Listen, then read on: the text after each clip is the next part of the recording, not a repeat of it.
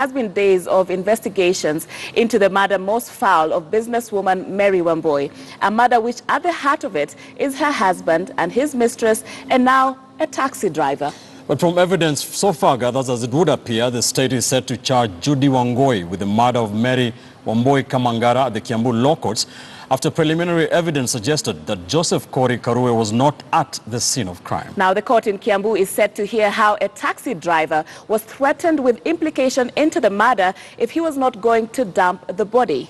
But tonight, sources that tell KTN News that the prosecution may just as well ask the court for more time to complete forensic analysis on a number of items crucial to the case. Here's KTN's Brian Obuya. Judy Wangui Mungai will be arraigned Wednesday alongside Kahaya businessman Michael Madenge, who police reports say confessed to his role in the killing of Miss Mary Wambui Kamangara. Kiambu Senior Principal Magistrate Stella Atambo will hear how Michael Madenge helped Judy Wangui dump the body of the mother of two away in Juja. While he told police that he did not participate in the murder, Madenge had confessed to having taken the body to the scene where it was found. This proving that detectives were right when they preliminarily smoked out that Wambui was not dumped using her Mercedes-Benz car. The prosecution is set to charge Judy with first-degree murder after Madenge, the taxi driver who has known Judy for 2 years, penned to police that Judy had earlier in the day called him, promising him a job later that night. It is also not clear how and why the two women decided to go to Judy's residence.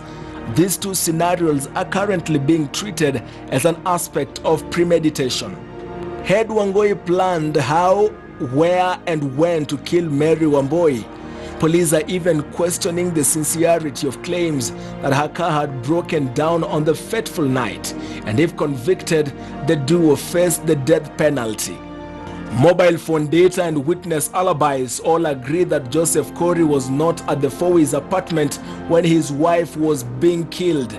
This further paints a bleak picture of why Judy Wangui will tell police that it was Kori who killed his wife and even promised her 2 million shillings to shut up. Police statements portray Judy as a daring mistress, daring enough to separate a man from his wife and further implicate that man she claims to love in that very murder. Madenge has told police that the women who shared her husband started quarreling over Kori's photos in the house and a logbook of an identical Mercedes-Benz which Kori is said to have bought for his Wangui. Madenge says that the two women wrestled over a knife which Judy wanted to use to stab Wambui. Judy then ran to the kitchen, grabbed a pressure cooker and hit Ms. Wambui with it on the head. She then suffocated her to death when Mary Wambui screamed for help.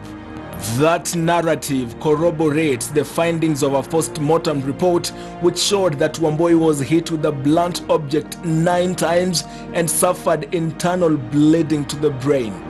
To this end, KTN News now understands that the case has been taken over by detectives from the DCI headquarters along Kiambu Road.